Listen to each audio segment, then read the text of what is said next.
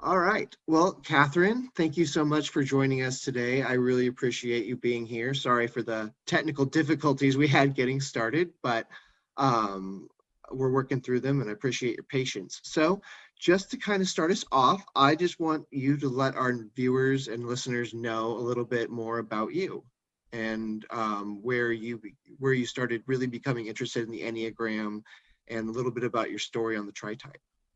Ah, well, I first learned about the Enneagram about 35 years ago. At the time, I was working with um, people as a consultant, where I was working with their internal and external expressions of themselves for personal empowerment. And I had already studied many systems. I was a manager for many years. And I learned about microexpressions, body language, NLP, um, faciology. I'd actually learned the beginning of proto-analysis, which is from Oscar Chazo, and many other systems, anything that helped with personality, MBTI.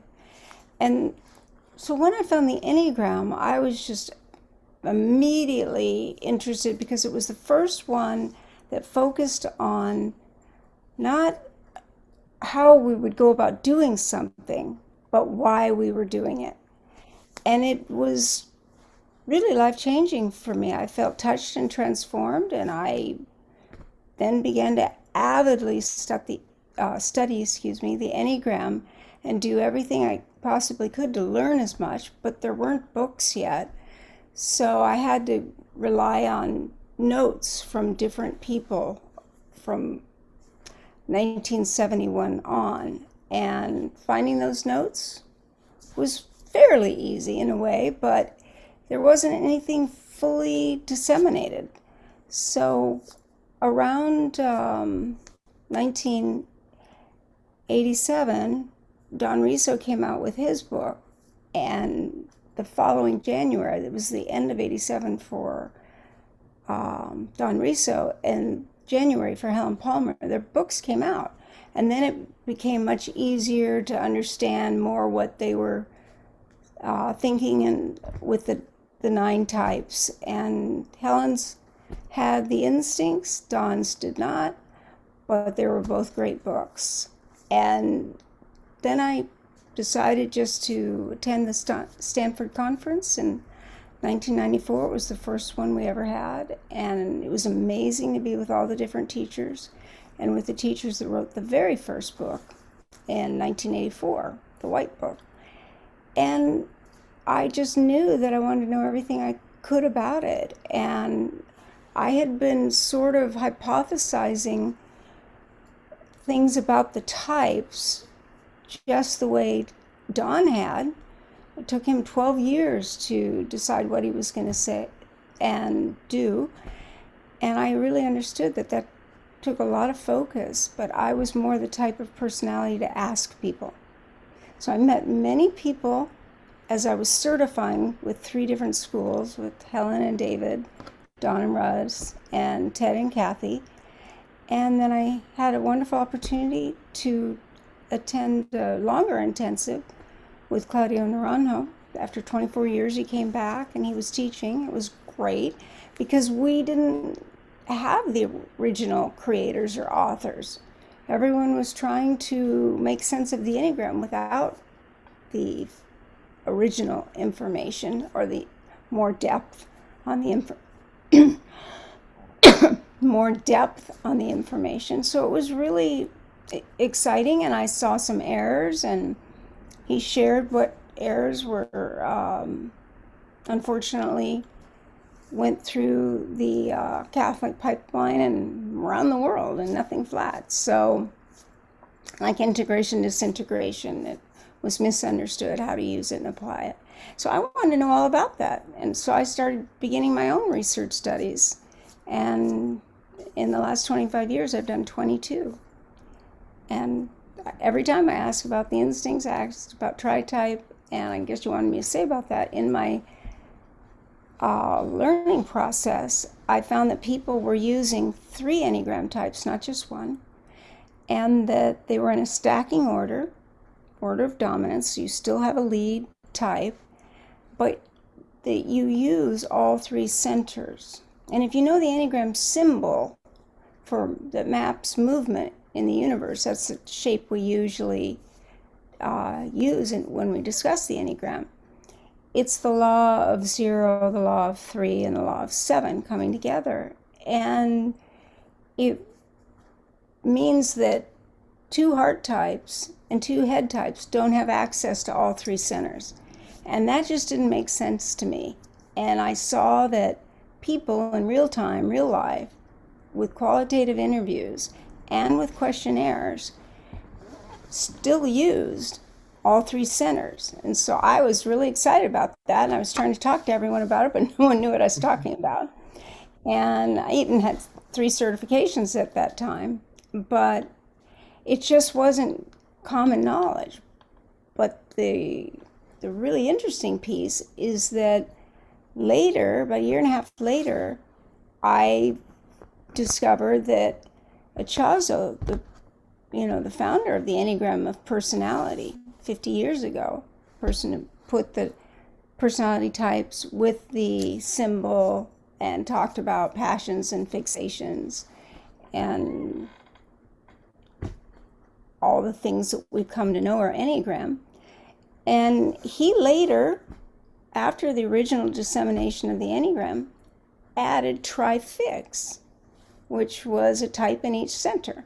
So I thought, wow, I've just found what he found, and I should just call it Trifix so that I don't confuse people. And there still weren't people that understood Trifix, because the people that studied with Echazo just stayed with Echazo. They didn't study with other teachers. But I had studied with all of them. So then I knew where things came from. I knew who created what and when, and it really helped fill in gaps. And I could go on forever, but Tritype is what came into being when I was approached by the Eurekans, which were the foundation that was built based on Echazo's work, when they thanked me so much for giving him attribution and the way I'd always honored him, but that they felt I had popularized it more on the internet than he had, because he didn't use it. And it was a time of change. And they asked me how I would feel about changing the name. I said, oh, no problem. I used to call it Tritypes and Tricenter. I'll just go back to that. And they said, no, we've really thought about it. And Echazo only does the fixations. That's why it's Trifix. And they said, but you use the whole type and the dynamics of the type. What if you called it Tritype? And then you should register it.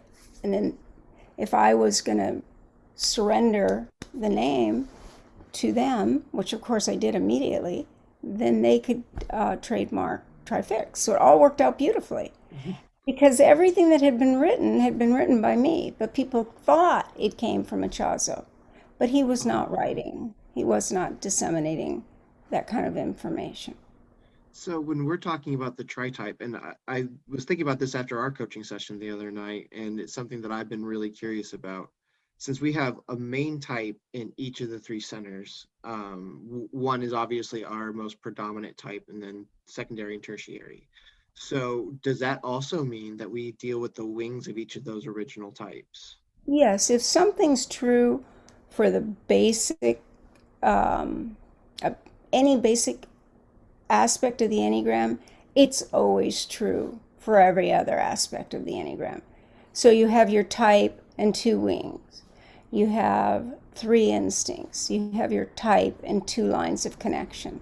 Everything falls into a pattern of 3. Echazo's word was trilectic.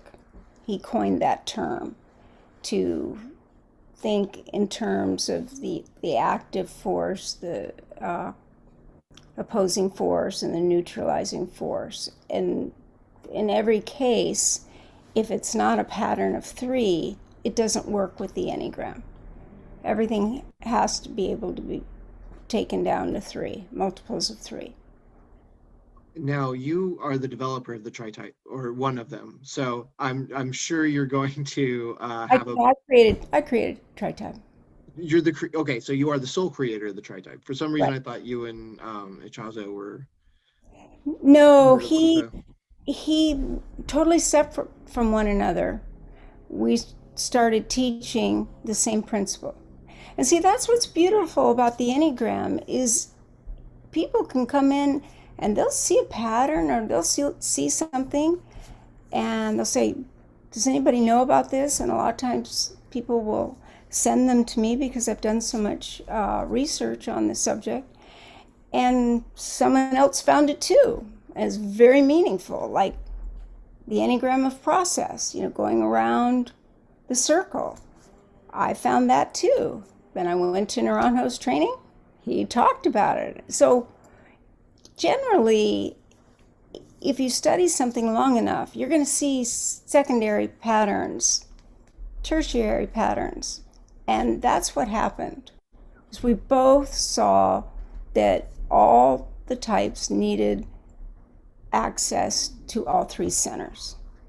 And that's the way Gurdjieff had used the Enneagram, that you used all three centers. Now, Chaso calls them triads, but yeah. So, Tritype came into being when I changed it over after about 11 years or something like that, when Erika wanted to trademark the term. Okay. All right. Sorry, I got a little confused there. So thanks for Sorry. clarifying that. Yeah. But So, it was a good thing because then it showed my research is separate from the fact that he didn't write anything. right, and that's fantastic. That's really cool. That's so neat. The way the Enneagram can work. Um, so do you see the Tritype then as the evolution of the Enneagram? We all work on the main one Enneagram number right now, and the concept of one with two wings and two lines, and working within that. So as we move and learn more about personality and about the Enneagram, do you see Tritype as being really the next step in the more accurate way of typing an individual? without without a doubt. Like you, if you don't use Tritype, you're missing chunks of the personality's defense system that you have to try and explain. And if you can see the dominant type and all three, it isn't just that you have these three um, patterns. Now, Naranjo later added subtypes, but Echazo thought of the original three centers. He didn't call them centers, he called them triads. And they were instinctual triads. And they were answering a basic question that we have in the human condition. And one is, what we'd call the gut center or self preservation, even because that's complicated too, because it's advanced. Naranjo took the Echazo's basic centers, and to create subtypes, he just made those centers even more primitive and what they would be like in the most primitive level. And Echazo, on the other hand, added trifix. So they both saw the need because there were aspects of the personality defense strategy that hadn't been named without doing that. So I just found what Echazo found, and I just took it further. But yes, if you know it, I originally taught it that you need to know the three, you're stacking, and how close, like, do you have two really close and then one really lower, or do you have a stair step? Because they oscillate. It's not like we stop and say, oh, I'm going to move to 5. Now I'm going to move to 7. It's literally happening on a continuous basis. There is a stacking order, And you need to find out which one is running the show. And sometimes that can be confusing, especially for 6s and 9s, because they identify with another type. So that my main journey in the last 5 years, and I'll continue to do so, is to help 6s find that they're 6s early on in the journey. But And you can that's see it. and that's what you did with me the other night. I've been testing a type 5, and we worked through the Tritype, and it turns out I'm closer to a 6. And excuse me, I've been doing a lot of reading on that, and I'm like, oh well, all right, yeah, I can see the point. Okay, Catherine's right. Of course, Catherine's right, but um, I love that your heart is so open for people that really want to find their type, that you have such a passion and a calling for helping people. I think as coaches, that's what we all want to do. And so my podcast so far, this series, we're doing relationships. And so I wanted to kind of talk and pick your brain a little bit about it, on the communication and online dating. Since you talk about body language and micro expressions and the way facial shapes, I remember watching your webinar, and like this, like a 3 will have like the square jaw, the marine, the square head. Yep. Yeah. The more blocky, solid. Yep. And so I was hoping that we might be able to discuss it a little bit and help our listeners who might be in the online dating world, like kind of pick out from a picture maybe what someone's Enneagram type is, so they're not totally thrown off during communication. Because as you know, there are some that are more outspoken, there's some that are completely withdrawn, that like a 5, for example, appears very disconnected, detached emotionally, even if they may be invested. The way they communicate isn't going to look that way, right? So They're um getting more held in, pulled in. and with that in mind, I think it would help our listeners to understand just kind of a high level overview on what they should be looking at when they're looking at dating profiles, as far as facial features and language.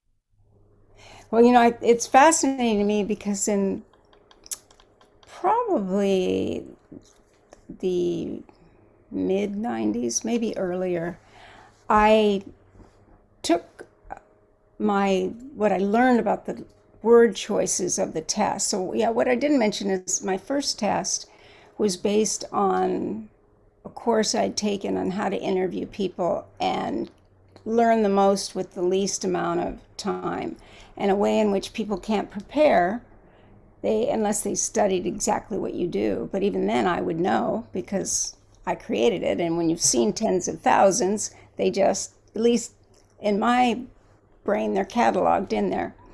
But I noticed these words, pictures, and phrases that I asked them to send, that would exemplify the type. I was doing a presentation and I wanted to have a few pictures. Well, I got so many pictures, I had to create collages, and you can see them at katherinefauvre.com. And basically, it was kind of the gestalt, the archetype of the types. The body language, the stance, being cool in a fluid way like the 7, and being cool in the poised, cultivated way like the 3, and how each type does it.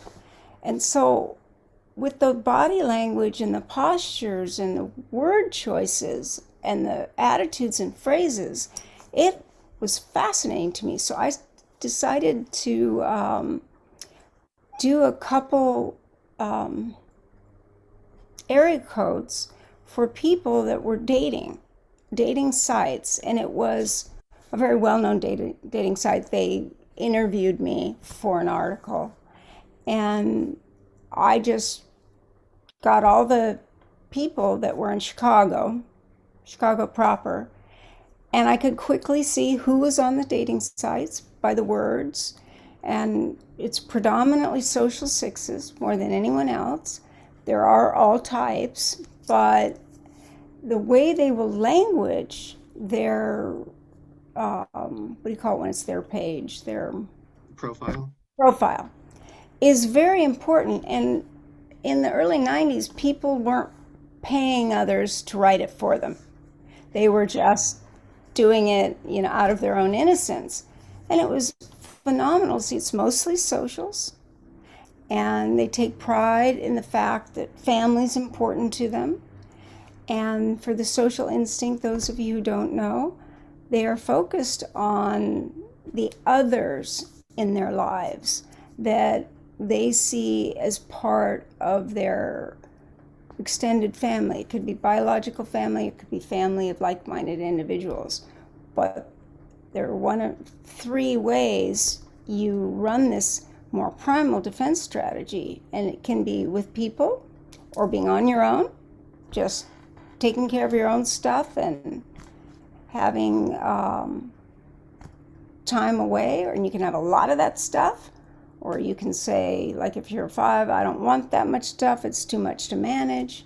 But if you're an 8, self-pres 8, you might just have a whole storehouse of extra stuff for an emergency. And then the one that is wants twinning. They want to find their twin wherever they go, whatever they do. The person that matches them the most. The person they can be themselves with, or at least more than others. So if you have that twinning instinct, you want to find the person that you have attunement with, where you can just talk about your experience. So let's say someone went to an Enneagram intensive. Unconsciously, that self-preservation person would be looking for the most comfortable place to sit and want to know the basics about when meals are, how it works, logistics, so they can make sure their needs will be met. And the social will be wanting to check out who they perceive is popular or interesting, and they'll want to try to group with those people.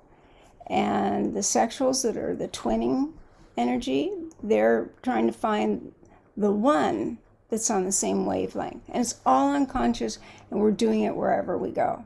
So that research was my first big body of research. And it was phenomenal because then I got all the language. So if someone says they dress for comfort, there is a high probability that there's self-preservation. Now, it was truer 30 years ago because everyone's gotten more.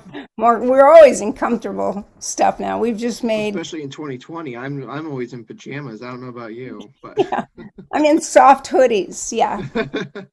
But I'm not, I'm not going out and being dressed the way I used to. But even before 2020, I worked from home because I had an international clientele. But yeah, you still want to be comfortable. So on top of that, though, I want that closeness. So I'm an 8, so I want to be able to speak my mind, share my truth, and be protective. And at the same time, I want closeness. And they don't go together because 8s want autonomy. And the instinct that wants that closeness is like, you can't do both at the same time. So generally, with the sexual 8, if you know anything about these variables, the sexual 8 needs to have someone that they're close to, that they can surrender the need for control, for it to be accurate, for it to be the way the 8 wants it. Because the 8 really wants to give up control. Whereas the self-preservation 8 is going to be really wanting to hold on to that control for dear life. Their stuff, whatever their stuff. Self-pres 8 is like, feels they have the right to what is mine. So 8s are just comfortable, regardless of the instinct, feeling that they have a right to what's theirs, period. And don't touch my stuff. Now, when you're looking at these profiles, You were saying in the 90s you could really pick it up. So what way do you see language has changed, and what should people be more mindful of now as far as looking for how an Enneagram type would describe themselves in a dating profile? Yeah. Well, so what was fascinating about the profile with this test that you can see under my picture, Enneagram Tritype Test.com, is I've put in 9 testing, 9 tests in one test. And what it does is it draws on what people will say about themselves, not what we say about the types. That's a different thing. But when the types are writing their own words and phrases, is where I learned so much. Like learning the word tasteful for type 4 came from those questionnaires, and that it was really important for them to be accomplished, not achieving go-getters like the 3, but accomplished, elegant examples of the ideal with ideal circumstances. And we might know that with the way we were taught, but much of it was not known. When I started in 1985, it sure wasn't. And a lot was in the books, but it didn't even touch on what the types said about themselves. Because the first books were written by people that thought, they worked with that paragraph and they filled it out to the best of their ability. And So it because they certainly were worked. typing them, in other words, where what we something that we really like caution against now, they were all in about then. But I disagree. What happened is that there's I would caution people against having someone that isn't qualified typing them. Okay. Just like anything else in life, you want to go to someone that has the actual experience and has done more than read a book or books. They've been exposed to people with their types and their instincts playing out and accurately typed. So I think people need guidance because we don't know what we don't know. We do not have a 360-degree understanding of ourselves. There are whole parts of who we are that we're not aware of. And it takes someone that you trust that can help you see it. And then you will see it. But a lot of people type on who they think they should be, who they want to be, who someone said they are, but that someone did not have training in proto-analysis from Achazo, did not have training in faciology, did not know microexpressions. So in all fairness, they would just say, figure it out yourself. And But what was negative, though, I will say, is there would be people that would be on message boards, on Facebook, that would be mean and tell people they weren't whatever type, they're this type. And I don't agree with that at all. I think someone should ask for the guidance. and you said something fascinating the other night in our coaching session that I've just kind of clung to, and that you said that the Enneagram, whereas other personalities are assessments are focused on behavior, the Enneagram is focused on motivations of the behavior. And I think that's a really important distinction. And when we're talking about online dating, and because we want to get our motivations out there too, right? We want to make sure that people understand our under we want understanding essentially. Yeah. And what would be some advice that you would give to someone filling out a dating profile, that let's say they had a tri-type of 478. That was the most recent one I remember you doing a panel on. So if they were a 478, how would they go about, what would be their best way of describing themselves in a profile?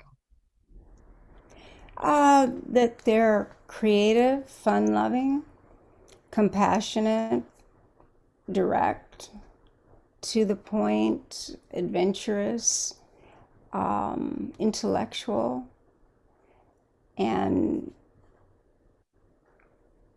whatever the person's version of caring would be, it can vary a great deal. But that they're all of those types, but the most important thing is they like to learn and share what they've learned. That's why the messenger was the name that the types were willing to accept, all three types. That was no easy feat. Um, so describing that, in other words, using what they know about themselves through the Enneagram and the high side of their Enneagram as to who they are. Like I teach kids that need to be able to interview. And you're 9 and you're coming into a business like Charles Schwab, and everything's really rigid and go, go, go, very 3-ish. And you were the top of your class, so you were chosen. But then within 6 months, they want to re-educate you and you didn't fit. And what happens is, and I had to do this for many people, because in Menlo Park, I'm very near Charles Schwab, and then they would just pay me to re-educate them, teach them about their type, and teach them how to look for a job or be hired for who they were.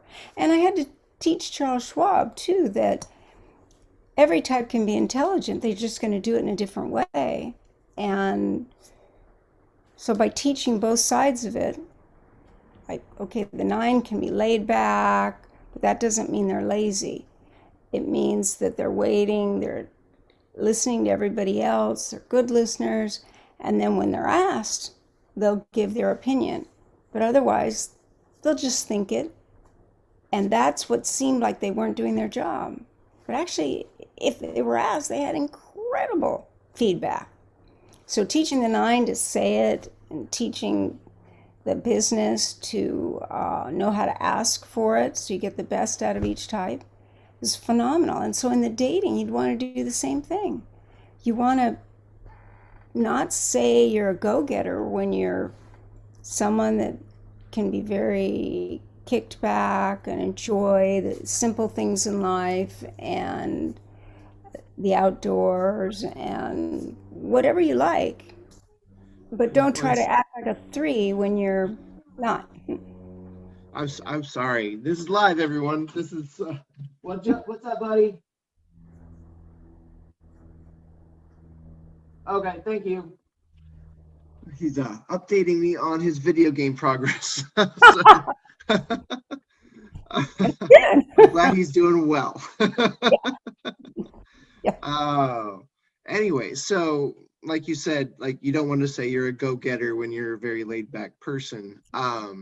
So back to being able to kind of understand what the kind of type would look like, maybe not type them completely, obviously, since they're not experts, but have a general idea enough.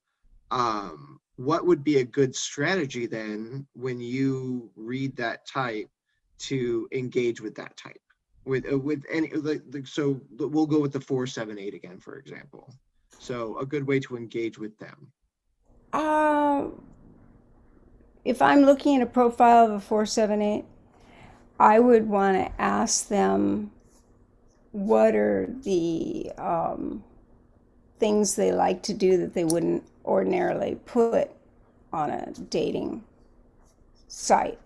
Because 478s have a very diverse, it's the creative type of each center. So they need creating as a way of life. Even if it's creating a test, it's artistic in a way, but you don't have to be a full-fledged artist, but an artistic eye. All 4s have that. And people that have 4 in their tritype have a way they like to see things, a sense of aesthetics. So compliment them on their sense of aesthetics. If there's an angle of a picture that they showed, something that lets them know you see them. But if you're going to talk and then meet, of course, it's different. And know that most of the people that are going to engage are the social 6s who want to be friendly, they want to be the fan, they want to show you pictures of all their friends. and their dog and their family and family events. And they, to engage with them would be to ask them more about their family, because that's what means everything to them. And if it's one child or 15 children or no children, you're an aunt or an uncle, it still touches the six to have people know their family. And the ones, if when you meet the ones in person now, and if the one is a little upright and straightening things, it's not that they're being negatively judgmental. They're just doing the human judging that we do and appraising the person, which would be the person who saw them on Facebook. And it's very easy to feel like the one is looking down on you and finding you less than. But they're just in appraisal mode, like an eagle or a hawk. It's like zeroing in. And they use language, what is right, what is moral, what one should do. So if those things are important to you, that's a good match, because ones work hard. They do what they say they'll do, and they try to uphold the standards, whether it's their standards, their family standards, their company standards, their partner standards. It's all in upholding that and doing what a good person does. Whereas the two says, I'm a good person. I know how to handle this situation. In fact, I know more about you than you. I know what's good for you. And that's because I'm a fundamentally good person. So I can see what you need.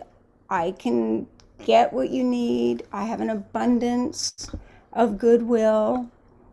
And I'm a two, I'm going to be welcoming. I'm probably going to be initiating the conversation, because the two feels very at ease moving towards people more than any other type. Whereas the three, the two will be talking about the things that they do that are admirable. And they're going to set it up in a way that you're going to think, wow, this is a really good person. And they are. And then the three, on the other hand, is going to list their accomplishments, because they think people want to know if someone has achieved a lot and has success. So the three is motivated by doing things at a level that will ensure success. And they can be workaholics, so they kind of need to say up front, they're a hard worker, tend to do, I can be an entrepreneur with my own company, but when I'm not working hard, I'd love to share my life with someone that enjoys doing whatever's true for the three. Now the four, it's all about the individuality and what do I need in the dating scenario? I need a one-of-a-kind person. And more importantly, I need people that I would potentially date to see me as a one-of-a-kind, a one-off. To appeal to a four, you're saying have a picture of you in like a bright colored shirt with a very dark surrounding background, essentially. Like you want to be able to stand out. Yeah. Something that has a sense of aesthetics that would catch their eyes. Now, what's interesting is threes for years have had like shoes, belts, and watches be the symbol of success. And a gold watch was the biggest deal of that. And then there are a lot more designer watches, and there was more variety. But most threes want a watch everybody would recognize, because then that proves the three has done a good job. They've done well to own that gold watch. So But they're hold on. essentially the people that like go out and buy Prada and your expensive clothing, like your name brand of name brands, right? And the most well-known name brands, because the four, on the other hand, wants a watch that's more exclusive, that is an antique and is beautiful, and not everybody has it. See, if it's a Rolex, everybody has that, and threes like it because then everybody knows it's a good watch. But the four likes it to be something a little different, like not to know, like a good looking watch, but it's not common. So four is a And hipster, is what I'm is essentially well, what I'm hearing. the seven, yeah, they're more coffee talk. And I don't mean the coffee talk like two mothers talk. I'm talking about people that go to a movie and then discuss it, and they're kind of artful. They have things from, they might dress like the 50s or the 60s. They have their own look. They Mhm. create their own look. Now, sevens can do that too. And sevens for sure are the hipsters because they're current, they're trendy, they're now. What makes them happy is the new and the changing and the novel. Whereas the four wants those things to become a more complete individual, to have their persona more anchored. Whereas the seven could say, yeah, I used to like that stuff. Now I like this. Now I'm into um, mid-century modern. So And they move with the trends. The fours move with the trends. The four or the sevens move with the trends. The fours want us are really more like vintage or individualistic. yeah, must be individualistic. And so obviously they're going to naturally put a picture that makes them look individualistic. And that's good and bad. It's good from the standpoint that people who like individuals, it will stand out. But people like sixes that want to know that you can kind of go anywhere, like to their family, they want to see a variety of clothes, knowing that you could fit in more places. So all these things are unconscious, but we can shape the our site to match what we want most, and speak about the high side of our tritype and the high side of our instinctual stacking and what happens when they come together.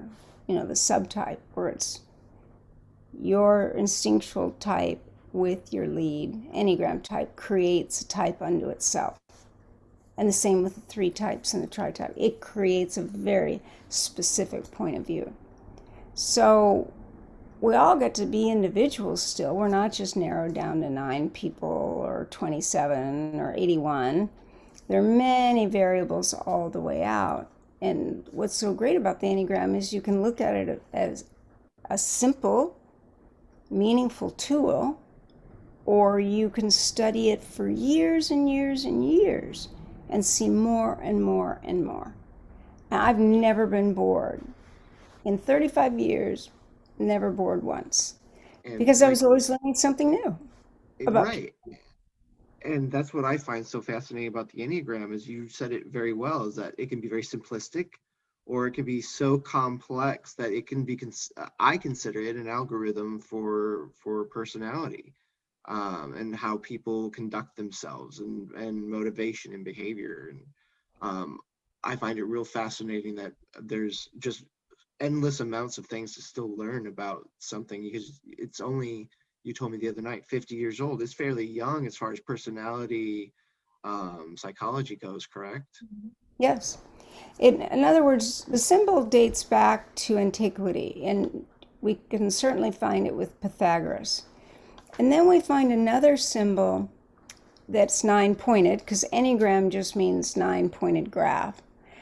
And there are really two Enneagrams. One, which is the law of 0, 3, and 7, which is the one we're used to looking at. But there's also one that where every point connects to every other point. And so it's a nine-pointed star in that way. And going back to the 1300, can't think right now the actual date, there's work from a Ramon Lulle where he gave personality elements to these 9 types. Oh, And my theory, my hypothesis is that Chazo, being a seeker, came across that and wanted to put personality with the Enneagram symbol that Gurdjieff had kind of brought to the West from the East. And just a hypothesis, but they could be found. And once the internet was more up and running and people put up more things, I could find all kinds of things that I could not find originally on the Enneagram. Because one of my research projects was the history of the Enneagram. And I've just continued on with that because I think it's important for people to get all that they can get from the Enneagram and not be missing a key piece. sure. Now, just a couple more questions and we'll wrap it up. So the first question I want to talk about is in the dating profiles again. We were talking a little bit about communication, but we really want to understand instincts too, because that would be another key way of interacting with that person. And so when you're looking at a dating profile, and correct me if I'm wrong, for example, when I'm scrolling through, I'll see a lot of selfies, or I'll see a lot of group pictures, or I'll see like one with one other person. So when we're looking through these profiles, a lot of them will have like a mixture, but there will be some that will be more predominant than others in certain profiles. Is that an indication of what their instinctual subtype could be? Yeah, it can be. So if the person's, you know, talking about that you see a lot of selfies with a lot of different people, you've got probably a social type. Now, there could be an exception, but if they're talking about their family and they're talking about what they're a fan of, you have a social 6. And social 6 with a 7 wing because they have a very particular kind of persona. But if you look and the person has pictures like where they went to Europe, but there are no people in the pictures, it's just, the beautiful picture, then you might have a self pres because they don't want to clutter pictures with people. They want to just see the beautiful architecture or what have you. And the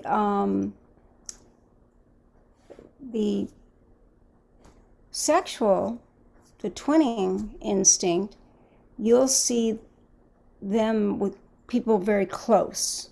It could be a friend, it could be a family member, but you see the closeness.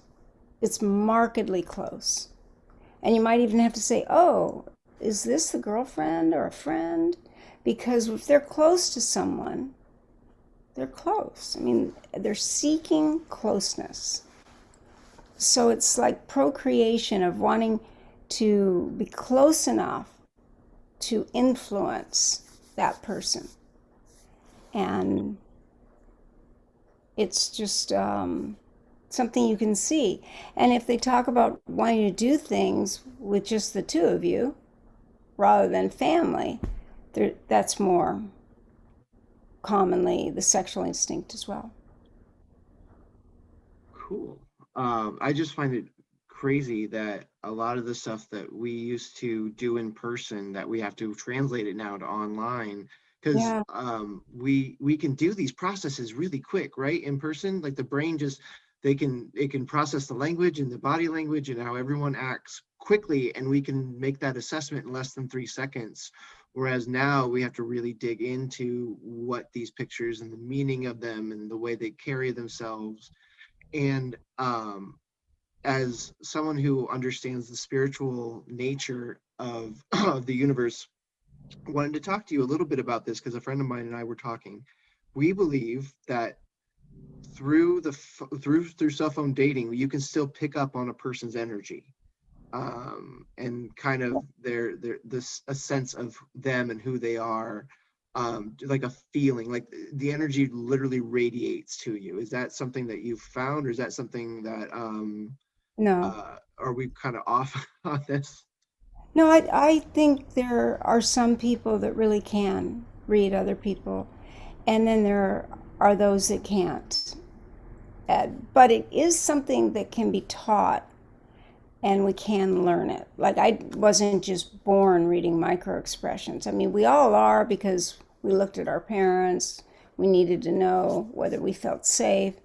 But once I really studied micro expressions, I then knew everybody's truer emotion.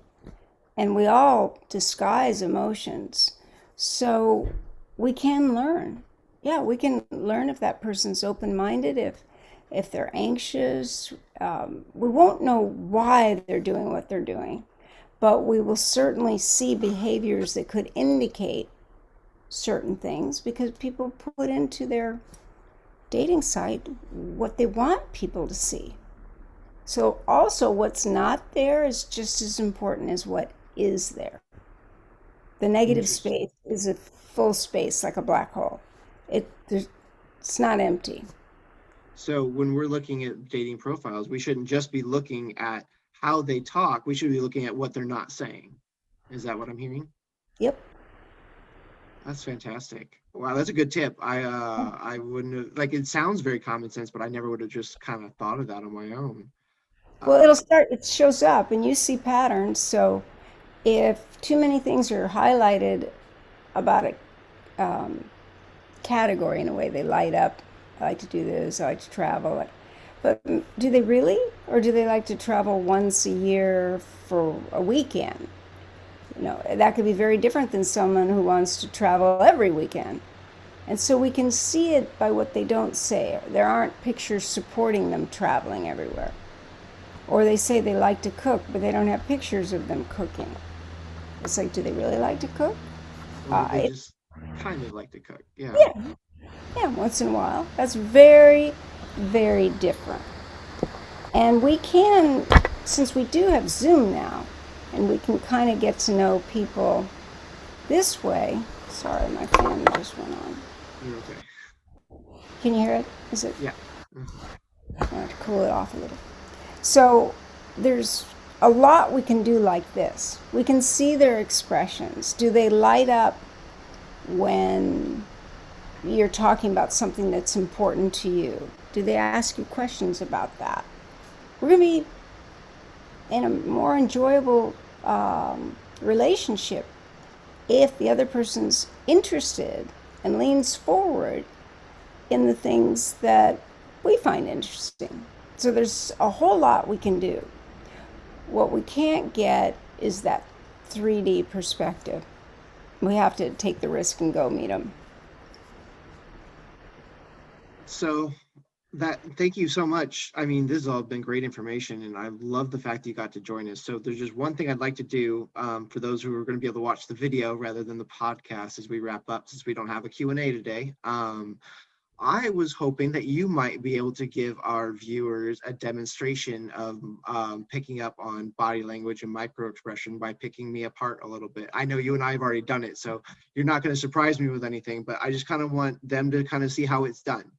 I Would you mean, be like willing when to I do do that? the inquiry, when I do I'm the inquiry, do the like when you yeah. fill out the questionnaire and I do the inquiry and then you reveal your expressions because it's what you're feeling emotionally. You mean that? Yeah, how the way the same way we did the other night. So Okay. yep. So give me 5 words you would use to describe yourself to a total stranger. Not who you could be, should be, want to be, or have become. The Tim that was there is a little boy that's there as an adolescent and is still there now. Okay. Intelligent, Mm-hmm. funny. Mm-hmm. Let's see. It's real harder when you're put on the spot. Yeah, it is. It's easier to fill um, it out. yeah, hardworking. Let's see, kind, Mm-hmm. and Loyal. Mm-hmm. Yeah. And what is your greatest strength? Like I told you, deduction, being able to see patterns and deducing from patterns. And why is it your greatest strength? uh, because it gives me the ability to look at a situation or any kind of situation and go, okay, I've seen this before. Where is this pattern coming in? Where was this cataloged? What could be the end results here? And so it gives me the ability to understand what the end is as I'm working from the beginning. Excellent. And what's your greatest weakness? Uh, Procrastination. I procrastinate a lot, and it's usually just it's everything. It's not just like little things, like even dishes. Like I'll put off the dishes, be like, no, I'll get to those in 3 days. Like essentially, And don't then mean it that way, but it's always and I'll then do it what, tomorrow. and what triggers you doing it like 3 days later? When I just finally can't take it anymore, when the clutters finally got to me, I'm like, okay, nope, I'm out of cups. So I could either wash one cup and be okay, or I just run a whole dishwasher, and I just end up running the whole dishwasher. Yeah. And how has procrastination hurt you in your life? A lot of times it puts me right at a deadline. I'm a deadline person. I think it's more of survival instinct than a innate instinct for me. Just I don't know. As a journalist, I was always on deadline, so it was always easier for me to focus when I'm under the gun. Does that make sense? Hmm. Yeah, it's a whole field based on acting in the moment Yep. and being able to articulate something in a meaningful way quickly, rapidly, not slow paced. People don't do real well in journalism. Oh, But and people slow who say, paced hey, people. hmm? So I had this guy I used to work with at Cerner. He's such a good guy. He's a pastor out here in Leavenworth, Kansas, and so nice, but he is very slow and what's a good way of putting it? Not particular, but intentional with the way he talks and the way he says things, and we're total polar opposites. It's interesting when I would go up to talk to him from like, okay, yep, mm-hmm, mm-hmm, oh, okay. And then he would continue on after I got the answer because he would like to explain it. And that was great because I'd like to understand it. From like, can I fix it first and then we can talk? Yeah, yeah. It's communication is so important because it's the tempo that we speak in. It's the cadence. It's how um, long we can listen and how long we can speak. And some people need sound bites and to respond, and other people wait patiently, and then you think they're not going to say anything. And then when they start answering, they just keep talking. Then you don't know when they're going to stop. And there's everything in between. And those are important things for dating too, is understanding those differences and that it has nothing to do with intelligence or um, capacities. It's just different. Right. Like some people are redheads and some people have brown hair. It's just that simple. It's like the Seinfeld, the close talkers.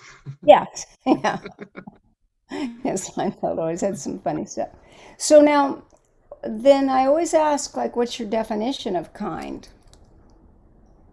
Someone who treats others well, like with respect and dignity, and will do something for somebody else. Like you see the people on the corner, they're the people that'll give them just the dollar if they had it in their wallet and move on, Hmm. regardless of why. And what if you weren't kind? Just go the crazy idea, because I know you want to be kind and are kind, but just imagine that you couldn't be kind. What would I be instead? Is that what we're However you want to go with it. if I couldn't be kind? Like, oh, so let me make sure I understand the question. Were we trying to say, are we trying to get the opposite out of it? Like, what do I do in the opposite situation? Or are we trying to get, like, if you're not kind, what can you do instead? See, this is wonderful because you just clarified the way a six does. Six wants to know the situation. And the way this questioning is set up is very deliberately ambiguous. So the six really, well, wait, do you mean like this or like this or like this? Just choose one of the ideas you had and answer. Okay. If I weren't kind, I'd be friendly, Okay. And if you couldn't be friendly, um, direct. and if you couldn't be direct, I'd be kind of standoffish, just kind of in the background observing. and if you're standoffish, I'm just watching what's going on and trying to understand like the situation I'm in and how it's working, and and you don't understand, I don't understand it. and you're stuck in it, That'll frustrate me. That'll make me angry because well, I not knowing drives me insane. Like yeah, I always tell everyone it's the Sheldon from the Big Bang Theory when he's talking to Leonard about the furry sweater that he makes him wear for few days. He's like, the itch that you had on that's that. When I don't know something, it's an itch in the back of my head. It's just like that sweater. It just drives me nuts until I figure it out. right. And then what kind of person would you be if you didn't know and you were standoffish and you were frustrated Kind of and angry, lost. lost? I'd be And kind of lost. and if you were lost, Um,